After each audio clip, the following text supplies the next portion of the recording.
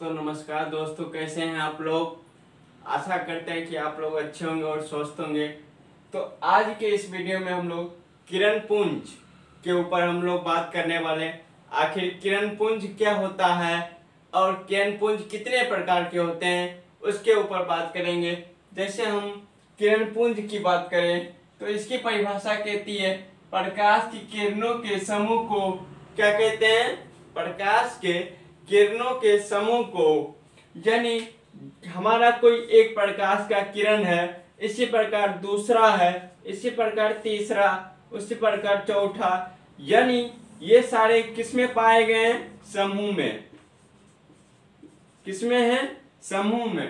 तो इस प्रकार के समूह को हम लोग क्या कहते हैं, किरण पुंज कहते हैं। वही इसकी परिभाषा कहा गया है कि प्रकाश की किरणों के समूह को क्या कहते हैं, किरण पुंज कहते हैं। जैसे यहाँ पे आप लोग को बताया गया है कि किरणों का जो समूह होगा, प्रकाश का किरणों का जो समूह होगा, उसी समूह को हम लोग किरण पुंज कहते हैं।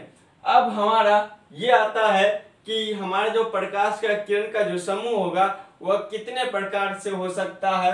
तो यह मुख्यतः 3 प्रकार से हो सकते हैं। जो पहला हमारा है अभिसारी, दूसरा है अपसारी और तीसरा है समांतर।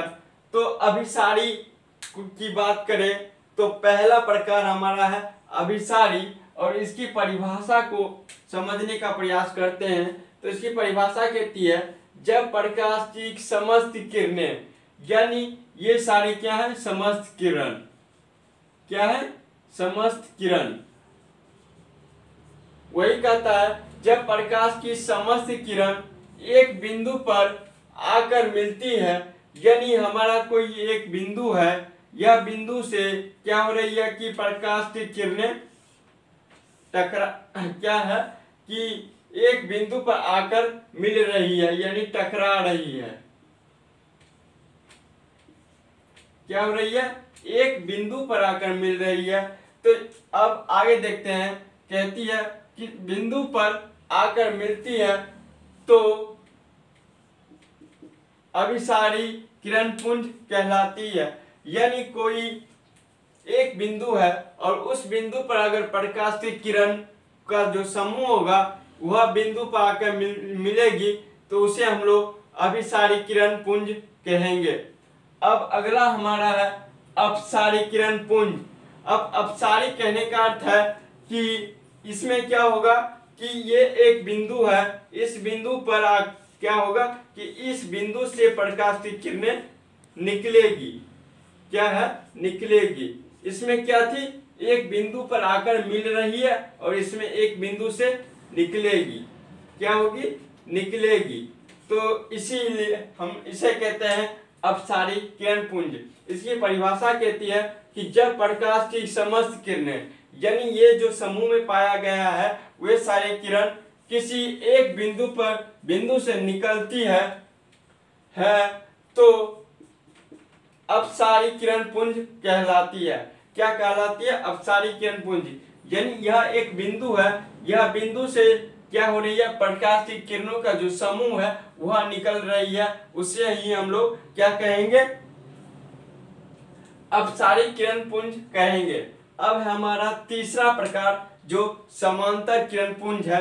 इसमें क्या है कि प्रकाश के किरण एक दूसरे के क्या हो रहा है कि इसमें प्रकाश की किरण जो है एक दूसरे के समांतर, एक दूसरे के क्या हो रहा है, समांतर चल रही है। इसीलिए इसकी परिभाषा कहती है कि जब प्रकाश की समस्त किरणें एक दूसरे के समांतर हो तो उसे समांतर किरण पुंज कहते हैं।